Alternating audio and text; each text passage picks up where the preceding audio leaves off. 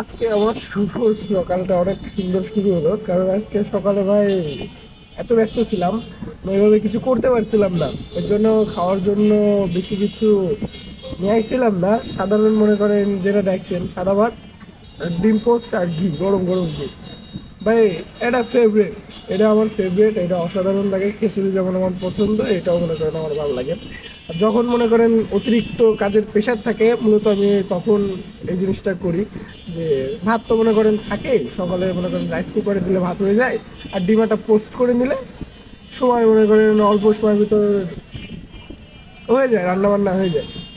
এরপরে মূলত ও আজকেও ধরে আমার ভিডিওটা একটু চেঞ্জ, মানে অন্য কিছু। অন্য দিন তো মনে করেন রান্না বান্না করে ভিডিও দিই, ছবি দিই, মনে করেন টুকটাক কাজ করি। আজকে মূলত আমি খাবার ভিডিও বানাইছি, একটু চেঞ্জ হয়েছে। বললাম যে কি খায় না খায় এটাও দেখানো ভালো। ভালো না, আমার এমনি কোনো লজিক পাচ্ছিলাম না ভিডিওর জন্য, এর জন্য এটা বানাইছিলাম। আর আমরা মূলত যে দেশি ঘিটা ব্যবহার করি, ঘিটা অনেক দানাদার আর কি। আপনি হয়তো বা দেখতে পাচ্ছেন আমার ভাতের সঙ্গে নিয়ে। আর ভাই ঘিটা এত মজা ছিল, ভাই আপনারা না খাইলে বুঝতে পারবেন না। আর সঙ্গে যদি গরম ভাত আর ডিম ভাজি থাকে, ও মাথা নষ্ট। তো আমি খাই, আর আপনারা দেখেন, তাছাড়া তো আপনারা কিছু করার নেই। যদি দেখি আপনাদের এই কোয়ালিটি ভিডিওতে ফিডব্যাক ভালো আসছে, সেই ক্ষেত্রে আমি এই ভিডিওগুলো করব। দেখি চার পাঁচটা ছেড়ে দেখি আপনাদের রিভিউ কেমন, আপনারা যদি পছন্দ করেন সেক্ষেত্রে এগুলো ছাড়বো। কারণ আমরা হয়তো বা লোকের জন্য সুন্দর সুন্দর খাবার তৈরি করি, কিন্তু আমরা কি খাই এটাও আপনাদের দেখা উচিত।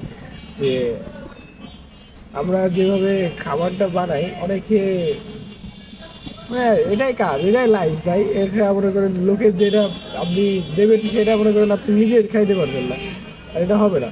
আপনাদের জন্য এই ঠিক আছে, এটাই। কোনো সমস্যা নেই, ছেলে মানুষ হচ্ছে, কষ্ট করতে হবে, তো কোনো প্যারা নাই, তো চিল। আর মূলত ভাত নিয়ে আসছিলাম আজকে, দেখলেন তো এক বাটি, কিন্তু খিদে লাগছিল প্রচুর। আর এর জন্য মনে করেন পুরোটা মেরে দিয়েছিলাম। আর ডিম ভাজিটা প্রচুর মজা হয়েছিল। আর একটু ঘিটা একটু বেশি নিয়ে ফেলাইছিলাম, কারণ আমার ঘি এমনি ফেভারিট, তো তাও একটু ঘিটা একটু অতিরিক্ত হয়ে গেছিলো। এর জন্য আমার হাতের একটু খেয়াল করে দেখেন, হাতে একটু তেল তেলপনা বেশি হয়ে গেছে।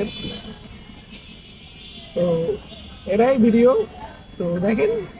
আর নেক্সট টাইম যদি আপনাদের রিভিউ ভালো হয়, সেই ক্ষেত্রে আরও সুন্দর সুন্দর ভিডিও দেওয়ার চেষ্টা করব। তো বাই। ও আরেকটা কথা, আপনাদের কমেন্ট করছিলেন আমি কোথায় বসে ভিডিও করি, যেহেতু এটা তো কমনের বিষয় যে আমি রেস্টুরেন্টে থাকি। আর রেস্টুরেন্টে টুকটাক যে সময় কাজের ফাঁকে যে সময় চাপ কম থাকে, সেই ক্ষেত্রে আমি ভিডিওগুলো বানাই। আর আমার গেঞ্জিটা দেখে আপনি বুঝতেই পারছেন যে এটা বাসায় না, এটা আমার রেস্টুরেন্টে। আর এটা মনে করেন আমাদের গেস্ট রেস্টরুম।